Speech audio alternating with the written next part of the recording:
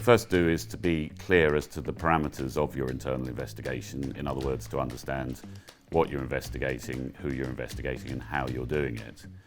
Why is that important? Well, we were involved in quite a big internal investigation last year, in which for some unaccountable reason the solicitors carrying out the investigation decided that they were going to actually make criminal allegations against the people who were being interviewed, which meant that you ended up with a bizarre scenario of the managing director and CEO of this company, which was a publicly listed company, being apparently subject to very serious criminal offences, whilst also still being in post and operationally running the company at the same time, which was obviously quite an odd situation. In the event, we refused to have any interviews at all because of the nature of the allegations and the way the investigation had been carried out.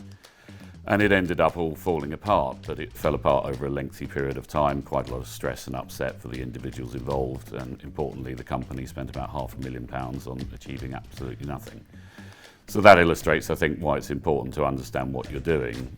Also, as a sub-point, it also illustrates you need to get the right solicitors. I think in this instance they went to their commercial solicitors who weren't really fit to be carrying out this investigation, so it's important that you A, know what you're doing, but B, you know you do it with the right people.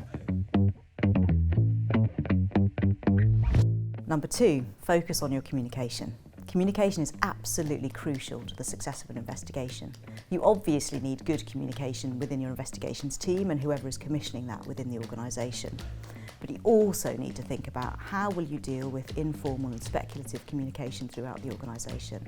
It's really important that you don't get an email, which I've seen happen, from one part of the business to another saying, I can't believe we did that, I told them that this, that or the other was a problem.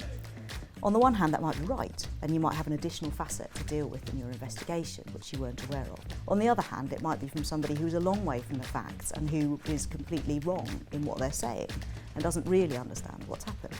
And you just have another unhelpful item that you have to deal with in your investigation. Equally, you need to think very hard about formal, internal and external communication. Internally, how is your investigation going to be reported? How confidential is it? Is it going to feature in board reports, and how do you protect confidentiality and privilege in those? Are there some aspects of it that are so sensitive they should only be reported orally? These are the kinds of decisions that need to be made up front.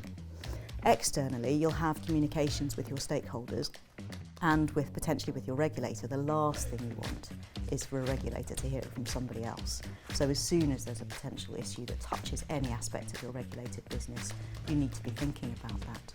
What about leaks? Are the media involved? Do they already know that there's some issue you need to investigate, and how are you handling that? Do you have external PR on board? Have you already got your responsive or proactive messaging in place so that you can have some influence over that narrative?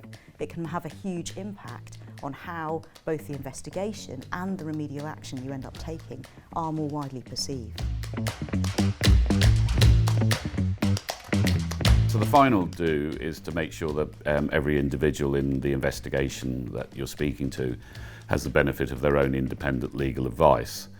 That's important to preserve the integrity of the investigation. A practical example of that, again, was a case we were involved in recently where a number of individuals were interviewed by the company's solicitors without their own solicitors present or even appointed. They all assumed that the company's solicitors were acting for them as well because nobody explained any different.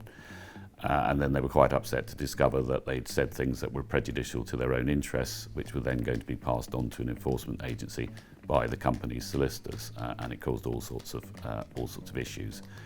Very easy to deal with that. Get individuals decent legal advice for themselves, and then give them a warning at the start of the interview.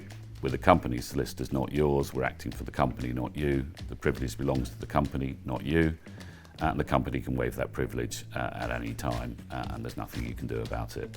And then if you deal with it in that way, everyone knows where they stand. And of course, the other thing is, these individuals may actually have done nothing wrong, so they should have independent legal advice to protect their interests as well.